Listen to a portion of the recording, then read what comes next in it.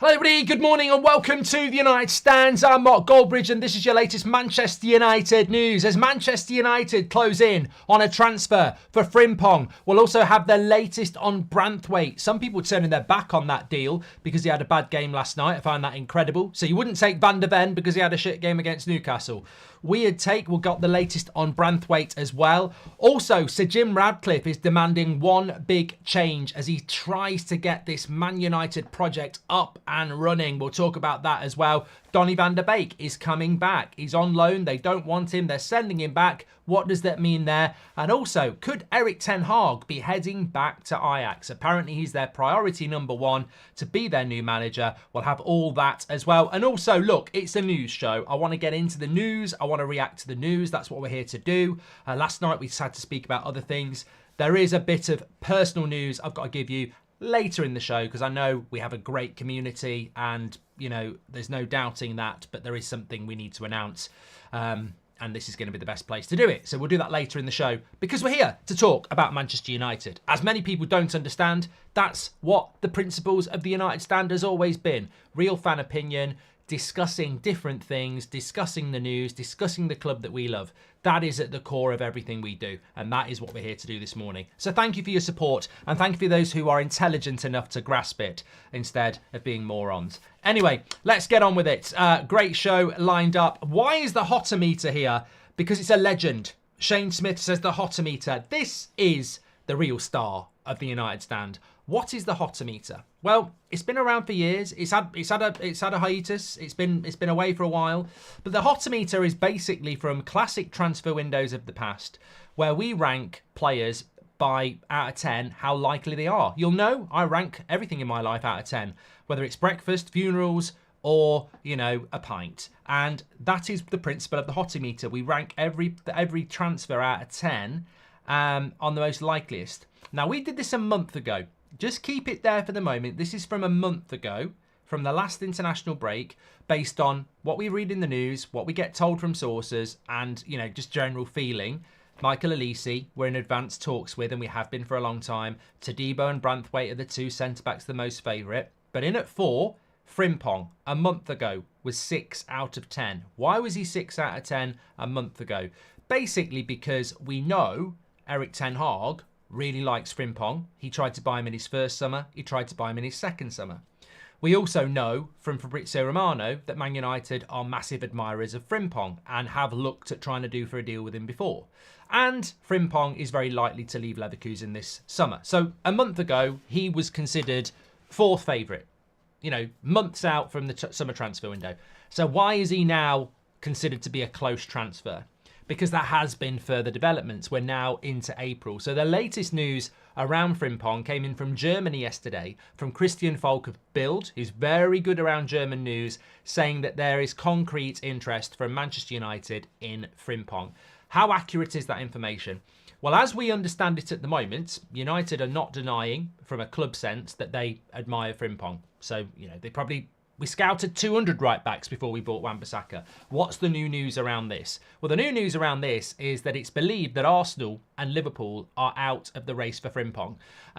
Liverpool were considered a strong contender, but obviously with all the change that's going on there and with the development of Bradley and Trent not expected to leave this summer, they don't actually need to go and spend £40 million on Frimpong. And Liverpool are not Manchester City, who can just do it because they're, you know, swimming in money.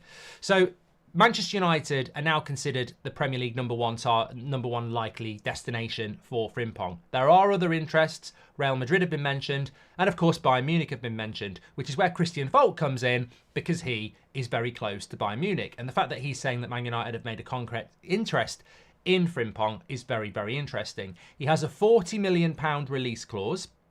Now, what we're understanding with this is that I still wouldn't probably move him up the hotometer.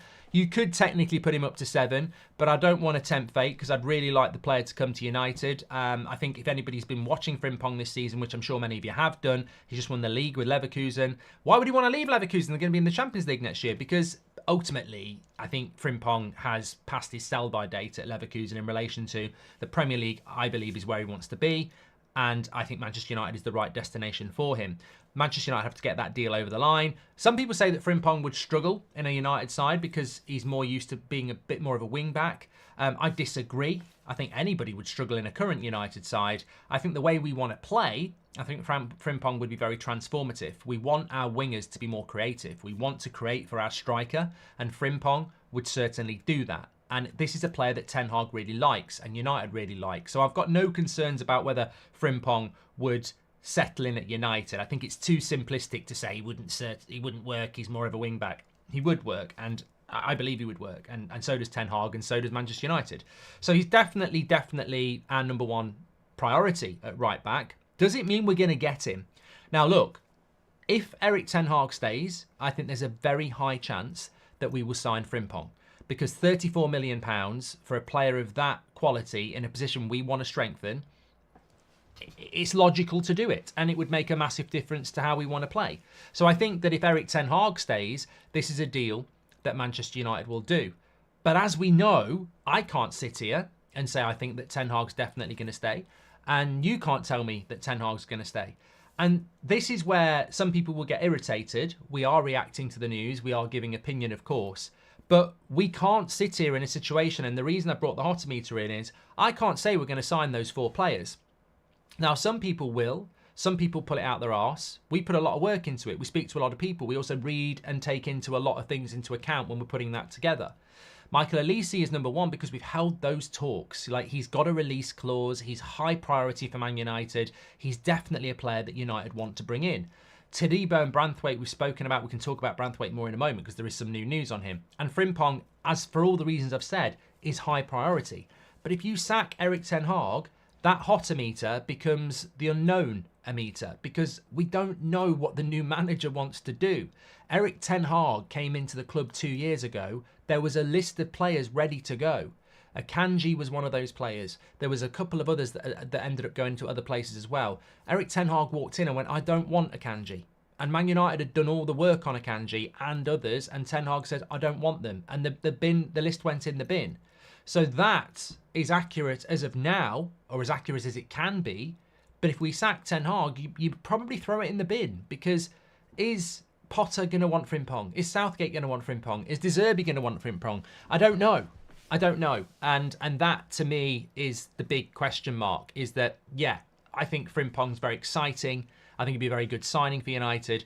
And I think similarly to Olise, you know, there is one thing I will say about INEOS is that if Frimpong is a target, then there's a very high chance we will get him. And people will say, well, you don't know that about INEOS. But I do think when they want something, so far, they've been very good at getting it. It might take a bit of time. We've never seen them in a transfer market. I think they will make some big hits. I think they will make some impressive moves. I don't think INEOS are going to be a complete nightmare.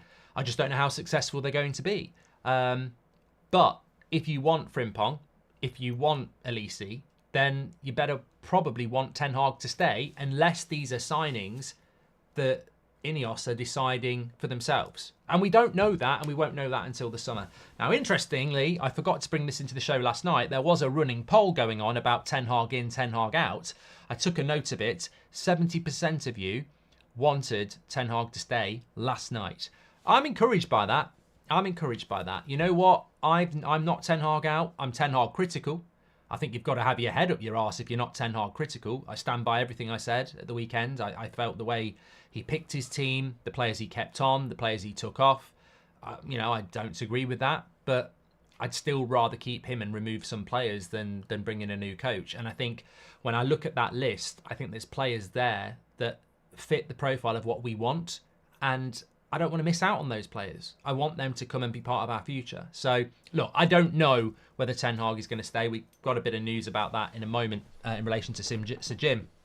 But I think, you know, if you want Frimpong, if you want a Rabiot, if you want a Branthwaite, if you want an Olise, then I think Ten Hag is going to be massive towards that if he stays or if he goes. Are you leaving, Mark, says Thomas? Well, we'll talk about that in a little bit. What if INEOS playing chess and make players think Ten Hag will get sacked to see who doesn't want to play for a badge, says Mikhail. It's a risk, though, isn't it? Because you face losing. We've got to win our next 3 games. We've got Coventry on Sunday. and then we've got Sheffield United midweek at home, and I think we've got Burnley at home.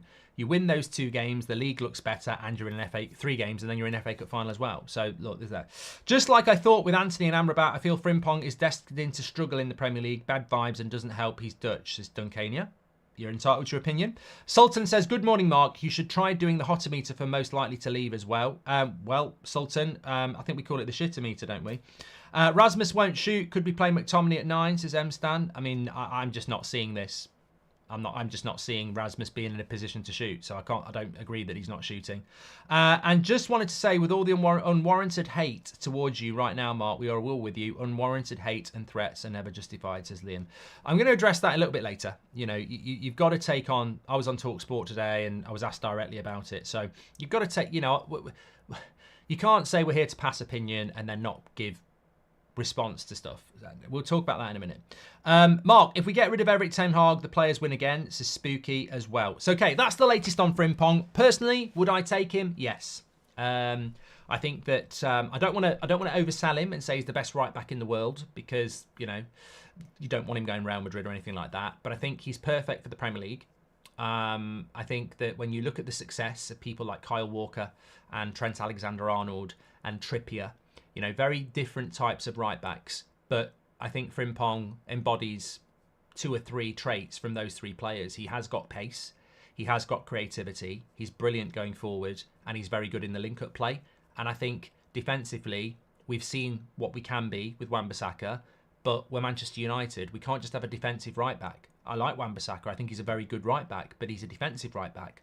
And then you look at Dalot. And I do like Dalot. My question, I would never sell Dalot. My question mark about Dalot is, are we blinded by Dalot in the sense that he's been so good for us this year, but is he good enough to go where we need to go? Or is he actually, you know, John O'Shea, Wes Brown? And I love John O'Shea. I love Wes Brown.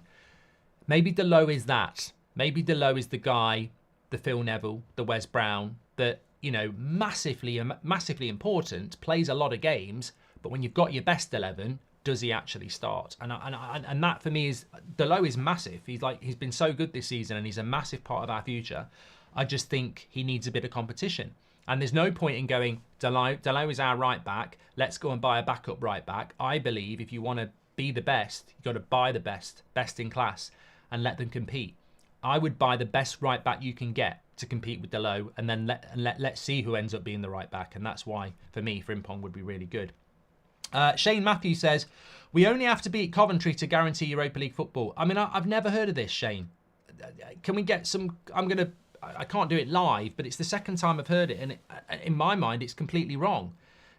Getting to the FA Cup final will not get us Europa League football. If we lose, then it goes in the league, doesn't it? The runners-up of the FA Cup don't get Europa League football just because Man City win the league. I've never heard of that. I don't think that's true. I think Ten Hag is choosing his lineups to get himself sacked. As for Frimpong, yes, I would have him and put him straight into the squad. Siskel Sports News. Okay, let's move on. There's a bit of news coming out about Branthwaite from Plettigol. Look, I like Plettigol on Twitter. Florian Plettenberg, who is a Sky Germany journalist. I think, like most journalists, I mean, there's 1 or 2 that are very, very accurate. This is not disrespectful. Let them be disrespectful to us, but this is not disrespectful. When it comes to Plettigol, I think he's hit and miss. I think he's good on some, and I think on others, he's been inaccurate. He's saying about Branthwaite that he's not a high priority for Manchester United at the price Everton would want, but he is on the list. Well, he's certainly on our list, and he certainly fits a lot of what Manchester United and INEOS want. He is homegrown. You know, he is up and coming. He has got the potential to be the next John Stones or whoever you want. He's exactly this, and we need centre-backs. So Branthwaite actually ticks a lot more boxes than somebody like Todibo, I think, because he's also played in the Premier League. So I disagree with Plettigol that Branthwaite isn't a high priority. He's just on the list. I think he is a high priority. He's also left-footed, which is very, very important. Every other centre-back we're looking at is right-footed. And as you know, when Martinez doesn't play, we're not balanced. So I think Branthwaite is certainly very high on United's list.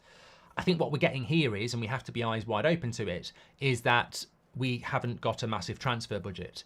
So if Everton say you can have Branthwaite for 70 million, 80 million, we probably can't do that deal because Branthwaite probably doesn't start for Manchester United next season if Martinez is fit. So, you know, we do want him, but I think the price might be the issue here. Now, Everton have got financial problems. Everton, you know, still technically could go down. I don't think they will. I wouldn't dismiss Branthwaite because of price. You know, this is where I think people like INEOS are going to be very important in doing deals that we didn't used to do. You know, you've got to knock on the door of Everton and say, look, you need money. We want the player. We've got a good relationship. Let's do something that works for everybody. You know, let's give you 50 and let's build in add-ons based on if he's an England starter in 2 years' time, you get another 5, stuff like that. I think that's the sort of stuff that we need to do. And it amazes me we've never really done that because it's just grown up ways of doing deals, and I think INEOS will do that. So I'm not ruling Branthwaite out. As for everybody who's talking about he got rinsed last night, I mean, Cole Palmer sent him back to bloody nursery. I mean, he nutmegged him for the first goal and then he, you know, banged it in the bottom corner. Branthwaite had a bad game. Everton's whole defence had a bad game. They shipped 6 goals. But Van der Ven probably had the worst centre-back performance I've seen this season against Newcastle on Saturday. And I would pay 70 million for Van der Ven now. You know, people, this ain't FIFA. People have a bad game. And this is a young lad learning his way. John Stones used to make loads of mistakes. So I'm not concerned about Branthwaite having a bad game. I don't know how people even... I don't really understand a lot of the way people's brains work these days. Like, you know, we've experienced it personally over the last couple of days. I don't understand how me expressing my opinion about Ten Hag taking a player off on Twitter is responsible for Garnacho liking it. I don't know how you go from that to that. So I don't understand that. But I also don't understand how a player who's got huge potential has a bad game and then people are like, I don't want to buy him. I've seen it with Rasmus. Oh, you know what? I know he's not getting any service, but I don't think he's that good. So it's like going to a bloody restaurant and you've not even eaten the food and going, I know it's a Michelin star restaurant and it's got a reputation, but I think it's shit. Have you tried it yet? No. It's weird. It's a weird way of brains working. It's almost like we've lost this ability to understand that human beings will not play well all the time. And also young players will have bad games as they develop. And on the flip side of that, you've got all that. And then you've got certain players at United on 200, 300, 400 grand a week playing shit for most of the season. And, you know, it's abuse if you say they're playing bad. People need to understand that you can be critical without being abusive. You know, criticism isn't toxic. Criticism isn't abuse. Criticism is based on your standards and other people not meeting them. There's nothing wrong with that. And if you think there is, you're going to really struggle in life because you're never going to be a manager and you're never going to achieve anything if you can't critique people, because people make mistakes, people underperform. And Branthwaite underperformed last night. He needs to take the criticism on board and keep growing as a player. I would take him at Manchester United. Absolutely. Absolutely. Mark, if Erik Ten Hag knows he's on the chopping block, would his last act to show the owners how rotten the attitude tide is? Barry, I don't subscribe to the opinion that Erik Ten Hag is purposely losing games on purpose. Look, on Ten Hag, the next bit of story I want to bring in is that Sir Jim Ratcliffe is actively getting involved with the Dan Ashworth thing, because this is the big demand change he wants ASAP. So Jim Ratcliffe wants Dan Ashworth in as soon as possible. And this is his big demand, and this is absolutely essential to him. And this is why last week there was reports that he'd gone direct to Newcastle to try and resolve this deal. He wants Dan Ashworth in now. And the story beyond that is the reason he wants Dan Ashworth in is because Dan Ashworth is the director of football. We don't have one. The director of football directs the football side of things, i.e. sales, purchases, and also is massively involved in the managerial decision. So Sir Jim Ratcliffe wants this director of football, needs this director of football, and is desperately trying to get it done ASAP because he needs that person in place to make decisions about this sort of stuff, who's going to leave and what's going to happen with the manager. So You know, we talk about Ten Hag. The bottom line with Ten Hag is, as much as I think he's going to get sacked, and Ben Foster said it yesterday, and Paul Scholes said it a month ago, and, you know, most of you probably think he's done. He isn't done. Like, he isn't. I was on the Goldbridge Saves Football podcast on Friday, and I said if we lose to Bournemouth, I'd watch early this week, because, you know, we very rarely ever know when a manager's going to get sacked. I remember I was in Manchester when Jose Mourinho got sacked doing some brand work, and I was sat in Costa Coffee in the centre of Manchester. Hits 10 o'clock on my phone, Simon Stone, Mourinho sacked, and I was like, well, I wasn't expecting that. You know, it can happen. You can expect somebody to get sacked, but you don't tend to know when it drops. And there was a part of me thinking, well, look, if they want to try and get Nagelsmann or even Amorim, then if you sack Ten Hag yesterday and make a move for them today, you might be able to get hold of them. And we've seen United and INEOS take Barada from Man City and Dan Ashworth from Newcastle. So I wouldn't have been surprised if that had happened. Didn't mean it was going to happen. It was just a theory. And of course, if Ten Hag had been sacked yesterday, you're not going to bring Nagelsmann or Amorim or anyone else in tomorrow. You'd have to go with an interim. And now if that interim's Darren Fletcher or it's Ollie again or whatever, you've got 3 massively winnable games where you know the players are going to bounce back. Because as soon as Ten Hag goes, those players will start playing well. You know, if Ten Hag got sacked today, and you watch how we play against Coventry, it would disgust me. It would disgust you. The fact that they can just pick their tools up when they've got their own way is disgusting. But, you know, it wouldn't have been we probably would have won our next 3 games. So, but look, I'm not saying he should have been sacked. I'm just saying it could have happened. It's clearly not on INEOS's agenda. And that's a positive. That's a positive. Because they could have done that. They easily could have done that, and they haven't. And I think the truth of the matter is, INEOS haven't made their mind up about Ten Hag. As much as many of us think they will sack him, they haven't made their mind up. And I think one of the big reasons they haven't made their mind up is because they want to get Dan Ashworth involved around the managerial situation, and certainly around the transfers.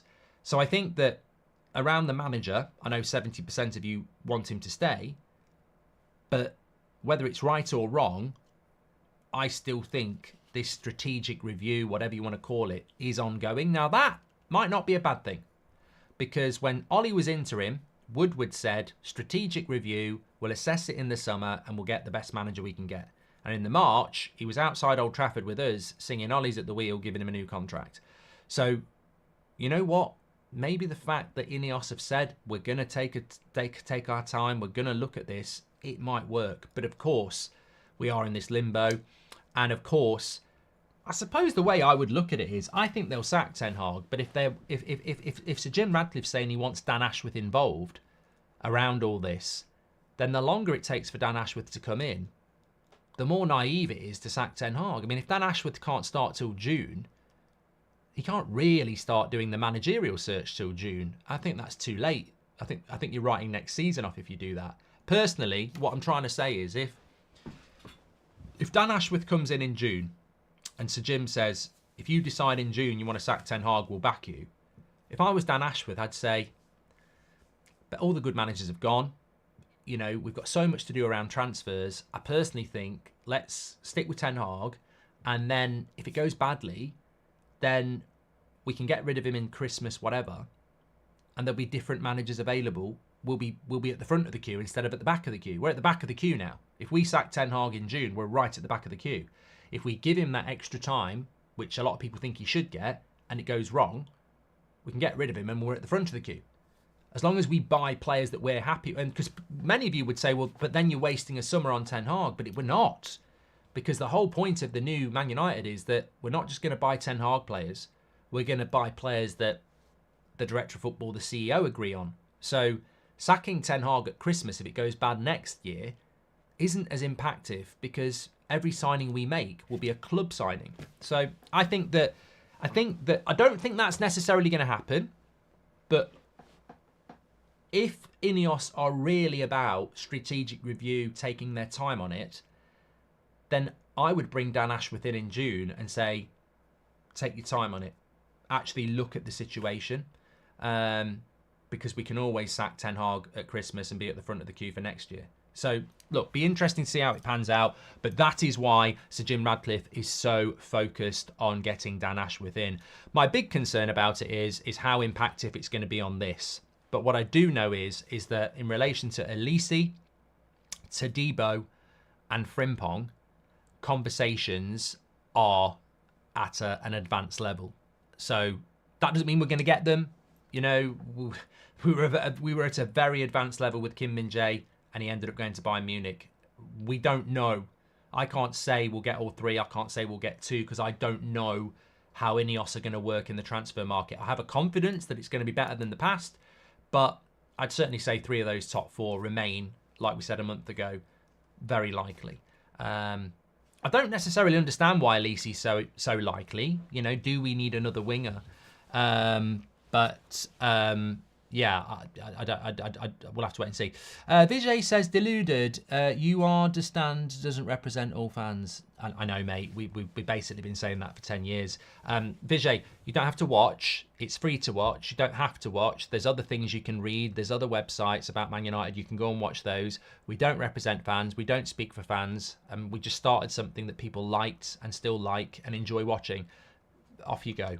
Best for you. Do you think Erik Ten Hag might be starting Rashford so much because he told the Glazers that he'd make Rashford perform well? Patrick, I don't really want to talk about Rashford. I think it's been spoken about to death. Rashford doesn't pick himself unless he actually does run the team, which I think would be horrendously ridiculous.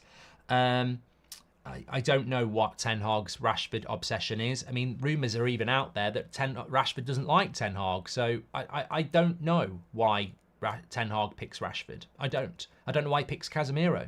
I mean, look, Donny van der Beek's coming back. Amrabat's definitely going to Fiorentina. Let's move it to Casemiro for a minute. Casemiro is a player that I've defended massively. I absolutely, love Casemiro. And when we signed him, and last season he was my player of the year. This season he's been horrendous. Absolutely horrendous. There is no way in my mind that Amrabat's worse than Casemiro at the moment. Amrabat's not been a success, but there's no way he's worse than Casemiro. I mean, it's hard to be worse than Casemiro at the moment. Did you see that one against Bournemouth where he just comes out of the, Bournemouth are counter-attacking from the edge of their box. Casemiro comes from nowhere, slides into the tackle, misses it by about a week, and then they're right on our back four. And I'm like, it's just so indisciplined. The second goal, I think he could have done better as well. He's playing so badly, there's no way that Amrabat could be any worse. I mean, for a start, Amrabat's quicker, and Amrabat looks after the ball better. But I just go back to the fact I don't know what Ten Hag is trying to achieve at the moment. I think if you ever seen that Family Fortunes game where you go, we asked 100 people what colour they're thinking about now, and then you have to guess, and you'll go red. Yeah, top answer, 90 people out of 100 did think red. And I think if you polled Man United's fan base, we asked 100 people, would you start Amrabat over Casemiro? I think you'd be into 90. Now, look, Ten Hag's paid to do a job, but he's also... What some people don't realise, again, because it's toxic, it's abusive to, criticise a Man United manager or a Man United player. Absolutely crazy. The mainstream have been doing it for years, and yet they now pontificate about fan opinion, which makes me laugh. I mean, I grew up with dictatorship news outlets who were, basically putting turnips on the top of England managers and calling them turnip head. And yeah, we're toxic. Okay. But my point remains that when it comes to a manager, you'll get some people who are happy to be sheep saying, well, I think Ten Hag knows better than a United fan, considering he's paid the money to be it and he's got the qualifications.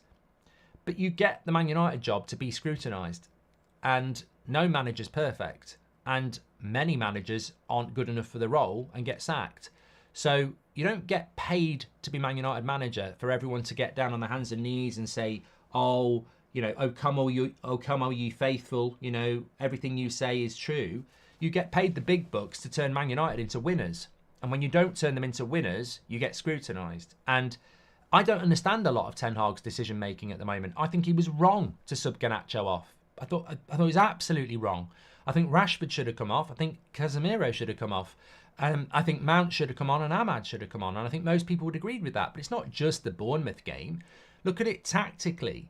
You know, he said in the second half against Bournemouth, it felt like we changed it and we could win the game. At no point did I think we were going to win the game. I don't think it was a penalty. We very nearly conceded another penalty. Bournemouth had the best chances first half and second half. I don't see where the confidence is coming from that we were in the Brentford game. We nearly scammed that. Like, we're not playing very well. And that's my problem with Ten Hag at the moment is I want him to stay. I believe there's a good manager there. But in recent weeks, even I, who, you know, vehemently backs this coach and doesn't want to see him sacked, I also can't lie and be stubborn and follow an agenda because I don't want to do player FC and I certainly don't want to do manager FC. I think you've got to be honest. I don't understand what he's doing at the moment. I really don't. People forget we got third due to De Gea, back four, Eriksen and Casemiro. That's mostly been broken up this year. Next year we have to build a new base. Can't over-rely on main news, says Michael. Well, it's interesting how De Gea is coming back into the conversation because I genuinely think with De Gea in goal, we'd have another 10 points because I think that's what he's worth. I said that when we got rid of him. We'd still be in the Champions League. Probably not now, but we would have got through the group stage. But, you know, De Gea to Onana is a 10-point loss because it's like Klopp to Amorim will probably be a 10, 15 point loss for them next year. You can't say these people are great and then say you can just replace them. And I think with De Gea, we'd have another 10 points because that's basically what happened last year. I don't think we'd be having a good season, but I think we'd be better off. But it's interesting how the De Gea conversation is now coming back because for me, it's always been a mistake. And it was a Ten Hag mistake. And it should be spoken about more. And Arne, by his own admission, has struggled this season to adapt. De Gea would have been consistent. We don't play out from the back anyway. So, you know, there are things like that. Joel Glazer says, I'm not going to buy any of those players. Imagine if it really was him. Shane says that the runner-up of the FA Cup gets a place in the Europa League if the winner of the FA Cup is already qualified for European competition. I'm actually gonna check this live on air now. Shane, I'm having a party if it's true.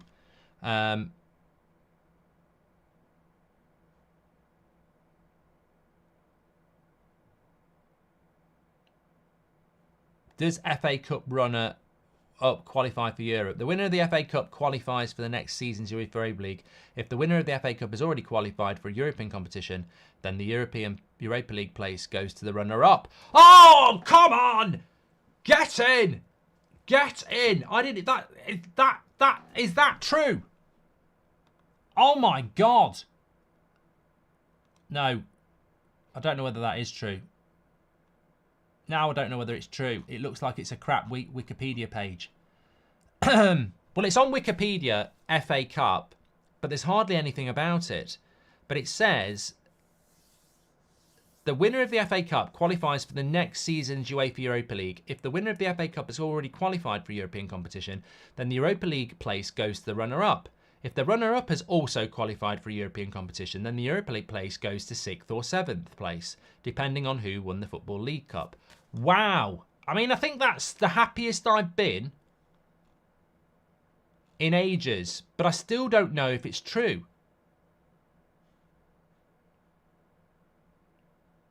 I don't know whether that's true.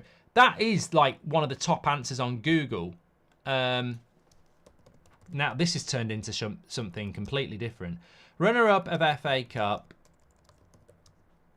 qualify for Europe. It was the top reply. I mean, you know, right, here we go. This is from the 16th of March. This is a legit article. I've still got to talk about. Do FA Cup winners qualify for Europe? The winners of FA Cup automatically screen well. If the FA Cup winners finish outside the top four, thereby qualifying. FA Cup. What is it? FA Cup. Yeah, they don't mention the runner-up.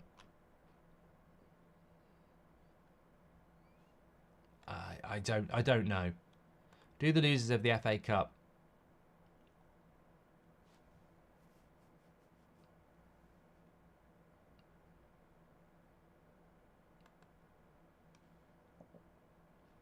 Oh no, I think this is properly. FA Cup winners enter the Europa League at the group stage. Losing finalists, if they've not qualified for Europe via the league, begin earlier at the playoff or third qualifying round stage. That is the official FA Cup Wikipedia. Robert McCormack says, I think you have to win. Joel says, I'm trying my best, Mark. You need to calm down. I think that... I think that... look, I'll stand corrected, said the man in the orthopaedic shoe. But the reality is, if that's correct, runners-up of the FA Cup final do go into the Europa League in the playoff stage. I never thought that was the case, but apparently that is the case. I'm with you, Savage. I don't want to watch Conference League football. Look, Europa League football for me now is the zenith. You know, that's a result. You know, you can almost write the fucking league off now if that's the case, if we can get past Coventry. Well, look, as things stand now on a Man United news show, then that's on the FA Cup Wikipedia page. Then Shane is the hero of the day, John. And that I've read that on 2 different articles. Now, look, I don't trust that. I've never thought that was the case. I always thought if you lose the FA Cup final, you don't go into the Europa League. I'm trying to think of an example when it would have happened, because most FA Cup finalists actually qualify through their league position. Look, that would be a massive bonus for us. Duke says that's Coventry in Europa then. Well, look, we're not definitely beating Coventry. Hi, Mark. Do you think that the toxicity of the club has started to impact Ten Hag as well? Any business that is dysfunctional can impact the most positive person. He doesn't seem as focused. Chelsea ain't in Europe, but they lost a final last year, says Robert McCormack. Yeah, but that was the Europa League. That was the Carabao Cup. FA Cup final. We lost the final, didn't we? But we also finished 3rd. I think we're talking about the FA Cup. I can't remember the last time an FA Cup finalist didn't qualify for Europe through the league anyway. So go back to that. That's what we're trying to say. If you're tuning into this, it is a news show, and we're sort of lost at the moment that if you get to the final and you qualify for Europe, and you haven't qualified for Europe in the league, you do go into Europe apparently. I think you have to win it. Says, I'm trying my best, Mark. You need to calm down. Possible to get stats on the work rate per player relative to work against Liverpool, e.g. 90 sprints, presses. Eye test says that they work less, says Patrick. Brain test as well. Andrea says, thanks for giving us a voice. Thank you very much. People forget we got 3rd. I've done that one from Michael Neal. Oh, wow. Well, look, I think it's an exclusive that if Man United finish in the Conference League or out of Europe completely, but get to the FA Cup final, we will be in the Europa League whether we win it or not, which is a surprise to me this morning. But if you go researching that, it definitely seems like that is the case. And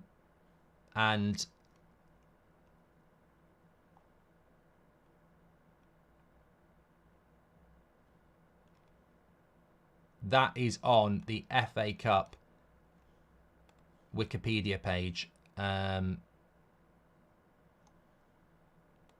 which is massive. Absolutely massive. There's loads of stuff in there about venues and qualification for subsequent competitions. If you go to the Wikipedia page about the FA Cup, it's got loads of contents about history, eligibility, winners, and it says qualification for subsequent competitions. The FA Cup winners qualify for the following season's Europa League, and this has been this has been established. The losing FA Cup finals, then the losing FA Cup finalists were given the European berth of the League Cup winners, and the League Cup winners would be given the league berth instead. FA Cup winners enter the Europa League at the group stage. The losing finalists, if they have not qualified for Europe via the league, begin in the playoff or 3rd qualifying round stage. From the 2015-16 Europa League season, however, UEFA does not allow the runners-up to qualify for the Europa League through the competition.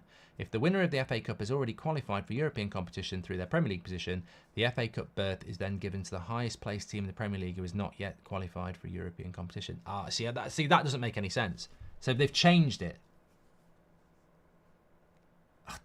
It contradicts itself. So here it says that the FA Cup winners runner-up goes into the Europa League. But from 2015-16, UEFA does not allow the runners-up to qualify for the Europa League through the FA Cup. If the winner of the FA Cup has already qualified for European competition through the Premier League position, the FA Cup berth is then given to the highest placed team. Well, so it's gone again. Oh, well, it was nice while it lasted. Shane, we've just wasted 5 minutes on that. Shane says, I'm glad I made your day, bud. You know, it's taken away, I think, by the looks of it. Yeah, I don't know. 6th place would qualify for Europe if City win it, says McElvis. Yeah, that's what I always thought. Anyway, back to the show. Let's go back to reality. RJ says, I think, well, it was nice while it lasted. From one negative to another, Donny van der Beek is coming back. He's been on loan in the Bundesliga, and he is coming back to Manchester United. Fabrizio Romano has announced this. A lot of people panicking, saying we're stuck with Donny van der Beek. He's going to be rolling up to Carrington on the 1st of July, smiling and heading up on the US tour. Donny van der Beek's finished at Manchester United. He's probably finished as a player in relation to the amazing ability I felt that he had.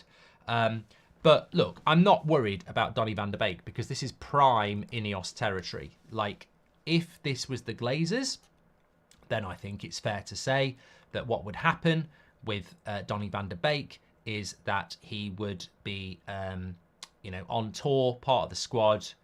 We're not going to let him go for nothing. And, much like we did with Rojo and Romero, we kept them way past we should have done because we didn't want to take a loss. We didn't want to take a hit. I think with regards to Donny van der Beek, he will be leaving Manchester United this summer. Obviously, he's not going to go where he is, but I think that Shane's getting a load of stick already. No, Shane tried, and I sort of understand that. Palace weren't in the Europa, were they? Says Robert. No. Shane's read something and then not read the second part. It's better to have loved than lost than to not love at all. It would have been a massive fluke as well, if that had been true. But look, Donny van der Beek will leave this summer. He might leave for very little money. But the big story for me is Donny van der Beek will leave this summer. He will come back and he will leave. The sad thing is, what happened to Donny van der Beek? It's a video in itself. What happened to him? Like, fantastic talent. I remember me and Fabrizio doing shows a few years ago before he came to United, talking about how Donny van der Beek could be a good signing for United, but we're not talking to him, etc. It just didn't work. We're not banning Shane, Ger. We're not banning him. His heart's in the right place, and he nearly broke the biggest story of 2024. Instead, he broke his credibility. But Shane, I'm going to back you. You're still part of the team. We've got an exclusive interview with Ben Jacobs actually coming out at 2 o'clock if there's no breaking news. Interesting stuff around INEOS and Ten Hag to come out from that. So make sure you keep an eye on that. Was there anything else? Oh, yeah. Just before I talk about the personal stuff. Ten Hag to Ajax. A few people have been talking about this last night, this morning. There's absolutely nothing in this. Like, Ajax are looking for a manager. They've got priorities. Ten Hag, they would love to bring him back. But this is like Everton saying we'd like to sign Erling Haaland. Like, I know Erling Haaland is never going to sign for Everton, and Ten Hag doesn't want to go to Ajax. It's a step back, and he believes that, that Ajax thing would be a step back for him. Like, he respects Ajax, he loves Ajax, but he believes he should stay as Man United manager. He wants to operate going forward. He doesn't want to step back to where he's been before. So Ajax being interested in Ten Hag is fine, but Ten Hag's not going to consider that unless he's sacked by Man United and there's no other better job for him. So Ajax Ten Hag it's irrelevant. He's not leaving Man United to go to Ajax. The only way he'd go to Ajax is Man United sack him. So it's an irrelevant story. Of course, Ajax would be interested in Ten Hag. And of course, Ten Hag would probably go back to Ajax if it's the only job he can get. But INEOS decide that story, nobody else. So, you know, we're back where we are, aren't we? What are INEOS going to do? What a morning. Shane's on reduced wages. Europa Conference League football every Thursday, Mark. Oh, trapped. You know, for a few minutes, I was just feeling so happy. Look, but that's a warning, isn't it? That's the warning. If we can get Europa League football out of this season, I'll grab it, take it, and run with it next year, because it could be a lot worse. And look, the league looks really bad for us at the moment, but if we win our next 2 games, which are against the 2 worst teams in the league at home, those 6 points will really help us out. Absolutely. Okay, right. Little bit of personal news in relation to the United stand. Look, it's hard to not notice some of the stuff that's going on at the moment. I detest it in the sense that it's just a waste of everybody's time. I was on Talk Sport today talking about Man United, and they read a text out from somebody that said something along the lines of, I think it was Shane actually. I don't think it's this Shane, but it was something along the lines of, Mark Goldbridge and the United stand are the most toxic thing about Man United and the biggest problem, and it needs to get shut down. And I was asked this live on national radio, and I said, okay, first of all, tell me something toxic that I've said in the last year that's not been taken out of context. I actually fell out with most United stand community, sticking up for Rashford, saying he should play against Wolves. I actually don't want the manager to be sacked. I want INEOS to be successful. I want Man United to be successful. It's criticism. It's not toxicity. And I said I'd like to sit down these people and ask them what makes them happy about Manchester United then, because it's just, look, I didn't invite Rashford to Belfast. I didn't tell Sancho to write the tweet. You know, I didn't tell Garnacho to like the tweet. I didn't tell Man United to keep Ten Hag or sack Ten Hag. I didn't sign Mason Mount or Onana or sell David De Gea, and none of you did. We're just a community of people who talk about things, and guess what?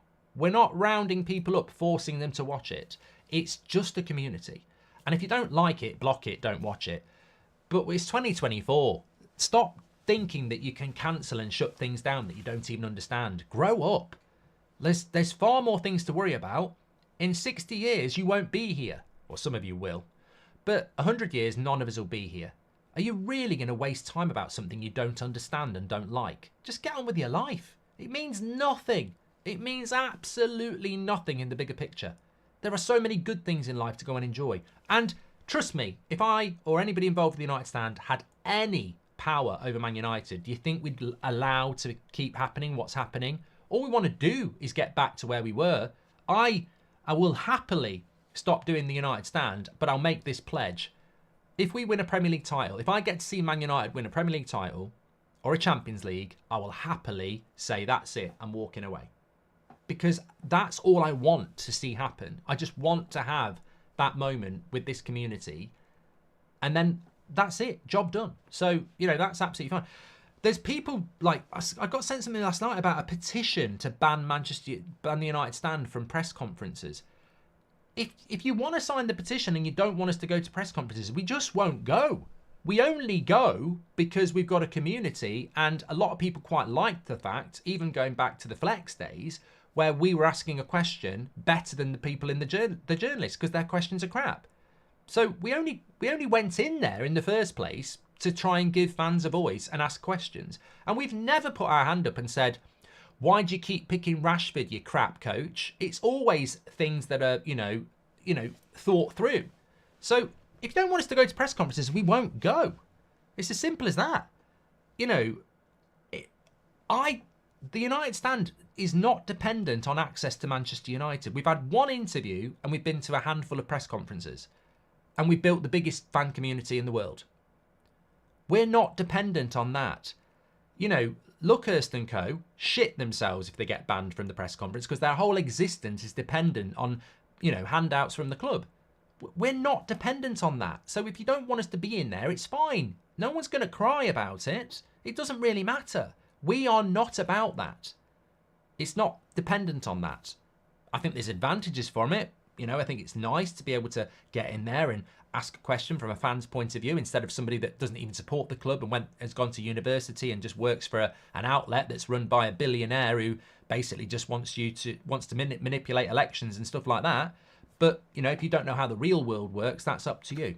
But let's have an open and honest conversation here. What is toxic and abusive about a fan community that actually isn't toxic and abusive? We're being scapegoated, which is absolutely fine, because by people who just don't have a clue. I don't care about press conferences. You know, we don't get to do the Premier League ones anyway. So the real access is given to the mainstream, who I think are the biggest issue around Manchester United, because it's constant lies and leaks from the dressing room, and they've had the knives out for the manager from day one. But let them off and go after real fans. It's crazy. It's crazy how real fans get targeted as the problem, and then the journalists who aren't real fans, who are being told what to do by their bosses who don't support the club, get away with it. But look, that's life. That's fine. The second thing I'm going to say is I can't be blind to the fact that there has been some things going on over the last few days that go below the standard of what we should be doing. I've seen the clips. It's not right. And I think, you know, I will always have the back of people who, you know, take their time to put themselves in front of camera and, you know, express their opinion. But of course, the lines are crossed. I've seen other channels over the years say, you know, xenophobic things, bordering on racist things, and no one seems to bother about it. No one seems to bother about it at all. But when it's the United stand, for some reason, you know, they do. And that's no excuse. We have to deal with those things, even if others are allowed to do it. So, look, Faz on the show, on the fan forum at the weekend, obviously, by his own admission, went too far. And on his own tweet, he said, there's no point writing huge statements and paragraphs. We're in a mess. The delivery of my points were not right. I'm extremely passionate, always have been, always will be. I'll work on the delivery of my points. So, look, you know, I don't like doing this sort of stuff because we want to talk about football. But, you know, we've all seen, a lot of you've seen the clips. A lot of people aren't very happy about it. Faz has apologised for it. And I think that, you know, everybody does need to move on. But I also think that it's in everybody's interests. And obviously Faz has been spoken to about this, and it's about protecting him from a lot of the abuse and stuff as well, because I know what that's like. It's hard to bear, especially, and I don't think people take that into account. So yeah, Faz is not going to be on the fan forum for the next couple of weeks, and I think that's in everybody's best interest as we try to move past what I think has been an overreaction in relation to a lot of things, but also listen to the most important people, which is the community. And I think a lot of people, rightly or wrongly, weren't happy with that. And a lot of people who, you know, have been with us for a long time weren't happy about that. And also, I think that, you know, there are standards that you want to have. And I think when you make it personal and start, you know, going in and on individuals and stuff like that, then there has to be accountability for that. And look, people will quite rightly say, well, you've done it in the past. I think I've stood up for those things in the past. And, you know, I can take that on board as well. But as I said, over the last year, tell me where I've sat with you and called Ten Hag a bold fraud or anything like that, or made it go beyond football. And that shouldn't be happening. So that's where we're at with that at the moment. A lot of people will disagree with it. A lot of people will agree with it. It's what it is. And, you know, I'm not going to say anything more about it, but the reality is a line needs to be drawn under all of this. It's ridiculous. It's every day. It's the same clip. It's the same shit. It's the same lies. It's the same abuse. And you've got to step in and protect people. And that's what we're going to do for the next couple of weeks. So that's where we are with it. But I would implore people to actually engage their brain and not follow sheep. Like, there's morons out there who don't watch the content, who aren't interested in having a proper conversation about the club they supposedly love. They just want to see people burn. And, you know, there's people like that in the world. But I'll tell you a story. we've always been open to conversation and we'll always listen. We can't react to everything, but we'll always listen. And if people don't want us to go into press conferences, we just won't go. I won't be sat here crying about it. We didn't go into press conferences for years and we're still the biggest, with the biggest community. It doesn't matter. But during COVID, a particular Man United group that I respect got in contact and said, we're really not happy about fan cams outside the ground. They're just, I understand why you do them, but most of them are just people screaming and shouting. And it's just, we don't want that outside Old Trafford. We can't stop you doing it, but we just wanted to have a conversation about it. And I said, we'll stop doing it. And they were like, well, we don't have to stop doing it. Just, no, I said, never really liked them. Works really well for Arsenal. Don't think it works for any other club. Don't really want to do them anymore. Taking it on board. Stop doing it. So the funny thing is, it's just a lot of people projecting lies who don't want a conversation about it. Like, we're not sat there going, we're doing this, fuck you, fuck you, fuck you. We've always been open to conversations with all fan groups. They just don't want to do it. And that says more about them than it says about us. We're always open to the conversation, whether it's the club, whether it's INEOS, whether it's a player, whether it's a fan group. We're always open to a conversation. But people won't have the conversation because they're scared of what would happen in that conversation, that they'd find out the truth. It's far better to spread a lie than it is to learn the truth. And that's all that this is going on, really. So that's why I've left the personal stuff to the end, because I know some of you get bored of it. I get bored of it as well, but we are a community and I can't sit here and say, mental health's important, or I've been down the pub, that's why I'm late for a show.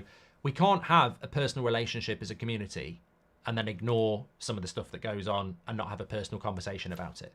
But I will try and keep it towards the end of shows because we want to talk about the football, of course. That's all we do. And as always, thank you very much for your support, because I think the first 75% of this show is exactly what we want to talk about. The progression of this football club, getting better players in and moving forward. Thank you very much. Certain Manchester United journalists are man divided. Mark, you and the community is Man United, says Sandeep. Thank you very much. Live and learn, we can all get better, says John. Do you think Eric Ten Hag is eyeing the Barca job, says Corey? I don't think so. Anthony says has been toxic and unprofessional. McAlvis says if 5th place in the Premier League gets Champions League, and if City win the FA Cup, I think 6th and 7th in the Premier League would qualify for Europe. That's what I've always thought, McAlvis. Seems only some people can express their opinions, says Ryan. Don't know what that means. I'm here for personality and your humour, says Ike. I don't care about toxicity. Joel says you said I'm a parasite. That's toxic. Yeah, well, you are. Stoke went in. His name's Joel Glazer. He's trying to be funny, by the way. Stoke went into the Europa when they lost to City, says Chris. I think that was pre-2016. Palace wasn't in the Europa, were they? Yeah, we're not getting into Europa League if we lose the FA Cup final. I think we've established that. Thanks everyone for watching. We are back with an interview with Ben Jacobs coming up at 2 o'clock, and I'm back at 7 o'clock because obviously it's Champions League night at 8 o'clock. So love that. Thanks for all the support. You're absolutely fantastic. Smash a like and subscribe. And also, if you are feeling in a very supportive mood today, then please do support the book that's coming out. It's over my shoulder. You can scan the QR code and get it ordered. If you're outside the UK, a lot of people have been asking about this. You can order it through Amazon, and that will ship worldwide. You can get it audible through Amazon. You can also get it signed if you want through WH Smith if you live in the UK.